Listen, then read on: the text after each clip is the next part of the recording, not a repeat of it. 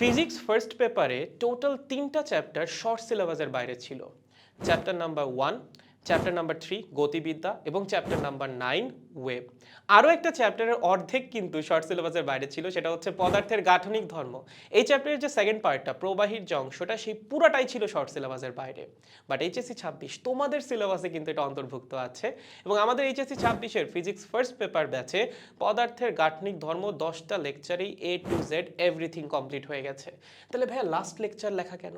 কারণ আমার ক্লাস নেওয়া এখনো শেষ হয় নাই। আমি আরও একটা এক্সট্রা ক্লাস আজকে নিব পদার্থের গাঠনিক ধর্মের কিছু অ্যাডিশনাল ম্যাথ করানোর জন্য, যেই ম্যাথগুলো স্টুডেন্টদের আন্ডারস্ট্যান্ডিং, কিছু কিছু টপিকের আন্ডারস্ট্যান্ডিংকে আরও অনেক বেশি বেটার করে দিবে অ্যান্ড এনহ্যান্স করে দিবে।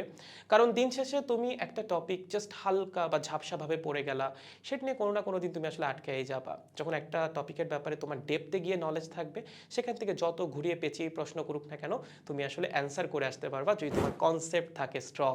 সো সেই লক্ষ্য নিয়ে আমরা আজকে রাতে আরও কিছু অ্যাডিশনাল ম্যাথ করব পদার্থের গাঠনিক ধর্মের, এবং এটাই হবে আমাদের পদার্থের গাঠনিক ধর্মের লাস্ট লেকচার।